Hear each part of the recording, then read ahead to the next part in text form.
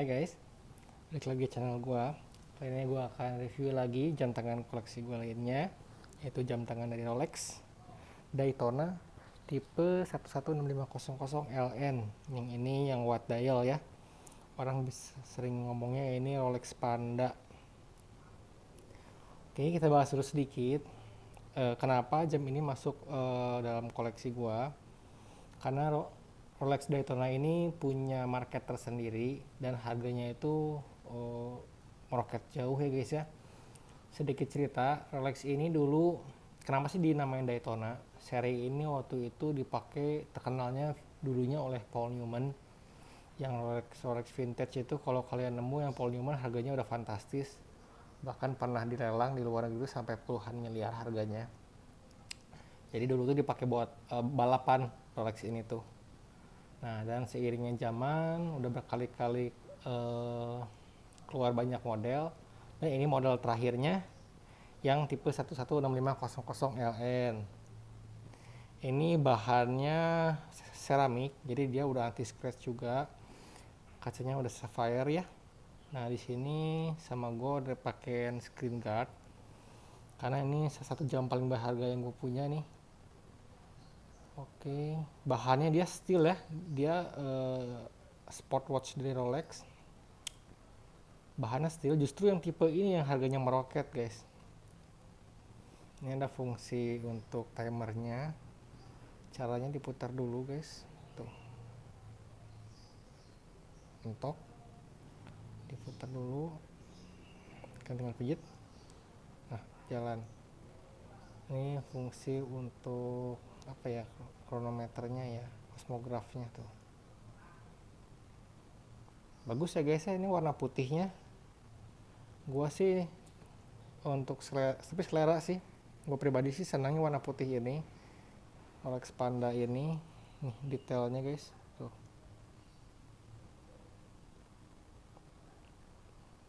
Ini diameternya 40 mm dan gue beli dari baru, masih ada barcode nya. Kondisinya gue pakai kali-kali aja, ini seringnya gue simpen. Ini oyster bracelet ya, modelnya seperti ini clasp Rolex nya.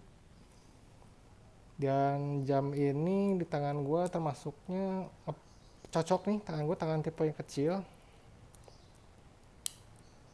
tuh, pas di tangan gue di meter 40. Kalau kalian bertangan kecil juga cocok nih pakai Rolex seperti ini, bahkan yang gede juga masih oke. Aduh, ganteng banget nih guys ya. Jadi gue mau cerita sedikit. Rolex itu tipe jamnya ada banyak banget, terutama yang Daytona tuh ada yang terbuat dari emas, ada yang ininya warna gold, ininya braceletnya dia ada yang karet, ada juga yang dari titanium, banyak banget optionnya. Tapi entah kenapa yang sport ini harganya yang paling meroket guys. Dulu tuh gue beli jam ini tuh tahun 2019, retail price-nya ya 200 jutaan harganya. Tapi seperti yang kalian tahu ya, Rolex itu nggak pernah kalian kalau ke toko Rolex, ke InTime contohnya, atau ke toko yang lainnya di Tempeles, kalian datang ke counternya, saya mau beli Daytona, nggak akan mungkin pernah ada stok guys. Karena dia itu hanya dijual buat misalnya nih ya, kalian udah pernah belanja jam di toko tersebut senilai 2 miliar, nah baru kalian bisa waiting list untuk mendapatkan jam seperti ini. Jadi ini nggak bisa semua orang dapat guys, kalian mesti spend money dulu baru bisa untuk mendapatkan jam ini.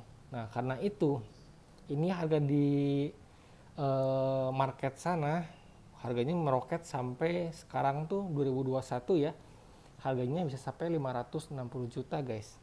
Nah waktu itu harga marketnya gue beli ini di 352 juta complete box and papers guys. Jadi sekarang harganya udah naiknya banyak sekali ya, terutama 2021 ini. Entah kenapa harga marketnya tuh kalian bisa cek di Chrono 24 ya, ini harganya meroket sekali. Entah apa banyak peminatnya kali ya, produksinya, padahal produksinya banyak guys Daytona ini. Gue gak ngerti, ini bukan jam yang limited yang diproduksinya sedikit, ini diproduksinya cukup banyak. Cuma di toko tuh nggak pernah ada lihat ini. Bahkan jika kalian ke Singapura pun ya, kalian ke store, kadang-kadang suka ada di display guys, tapi itu display only. Kalian nggak bisa beli langsung gitu, harus beli dulu, mungkin beli dulu yang dead just berapa biji, beli dulu merek lain, baru dikasih waiting list untuk mendapatkan jam ini. Bagus ya, ini luarnya seramiknya warna hitam. Kalau kalian sekarang lihat jam ini, kalian senang koleksi, ini adalah salah satu pilihan terbaik. Rolex selalu untuk sport style ya, selalu menjadi nomor satu pilihan terbaik untuk investasi jam, terutama dengan budget yang di bawah 1 miliar ya.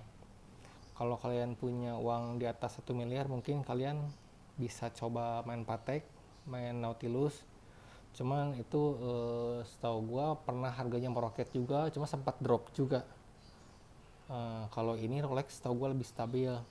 Bahkan tipe-tipe tuanya yang kalian dulu beli harga 80 juta, 100 juta, mungkin sekarang udah sampai 200 jutaan.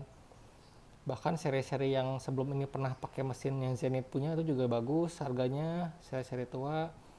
Kalau kalian punya seperti Paul Newman, itu bakal, kalau kalian rawat dengan baik ya, bisa, katanya sih dial ininya yang putihnya bisa jadi krem, namanya creamy. Nah itu lebih mahal katanya, lebih vintage gitu.